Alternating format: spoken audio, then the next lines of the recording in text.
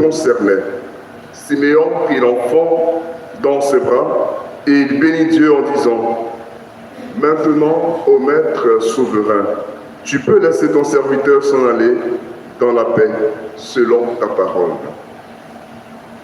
Car mes yeux ont vu ton salut, que tu avais préparé à la face de tous les peuples, lumière pour éclairer les nations païennes et la gloire d'Israël. Le père et la mère de l'enfant s'étonnaient de ce qu'on disait de lui. Siméon les bénit, puis dit à Marie sa mère: Vois ton fils qui est là, provoquera la chute et le relèvement de beaucoup en Israël.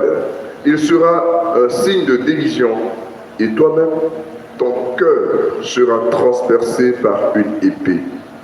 Ainsi seront dévoilées les pensées secrètes d'un grand nombre. Il y avait là une femme qui était prophète, Anne, fille de Phanuel, de la tribu d'Azer.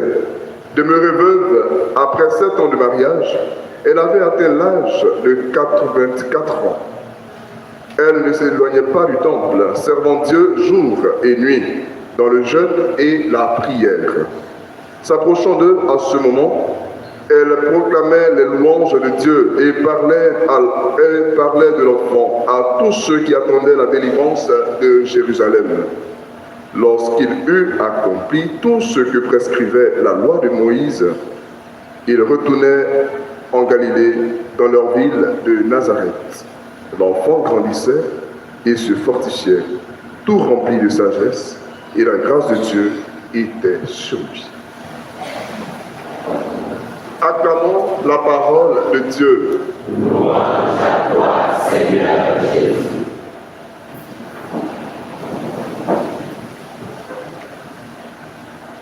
Chers frères et sœurs, nous célébrons la présentation de Jésus au temple. Nous sommes, comme je l'ai dit tout à l'heure, à 40 jours après la Noël. Et chez les Juifs, on présente le nouveau-né, surtout celui qui est le premier d'une famille et du sexe masculin. Nous voyons ici que tout dans la loi n'est pas négatif. La preuve, c'est que Jésus qui est Dieu, il entre dans la loi. Mais il y a cet élément de l'éclairage de la loi, de nos coutumes et de nos cultures. Ce qui ne tue pas la vie dans nos coutumes et dans nos cultures est à valoriser. Il n'y a que ce qui tue et va contre la vie, ce qui avilit la dignité de la personne humaine. Il n'y a que cela qui est à mettre de côté dans nos coutumes et dans nos cultures. Sinon, nos coutumes et nos cultures ne sont pas aussi mauvaises que certaines personnes peuvent nous le faire penser.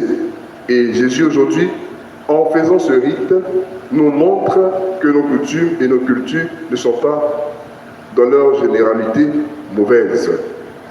Frères et sœurs, Jésus lui-même, il est la lumière et il vient éclairer les lois, il vient éclairer la lumière. Et c'est pourquoi dans la présentation de Jésus, c'est la gloire de Dieu, c'est la lumière qui est proposée au monde entier.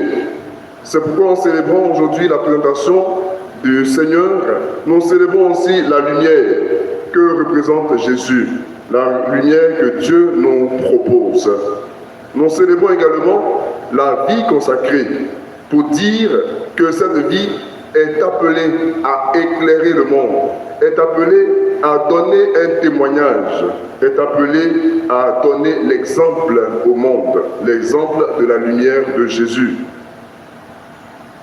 La célébration donc de la présentation de Jésus au temple est un rappel pour nous consacrer de nous souvenir de notre vocation d'être lumière dans le monde à travers notre parole et notre exemplarité.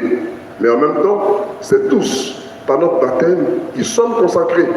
Il est vrai que ceux qui sont consacrés dans la vie consacrée sont plus concernés, mais tous, à travers la consécration de notre baptême, nous sommes tous consacrés. Et dans cette célébration, nous sommes invités à nous souvenir de notre vocation, la vocation d'être lumière pour le monde. Demandons au Seigneur Jésus, lumière du monde, de nous guider, de nous inspirer par la force de son esprit. Amen.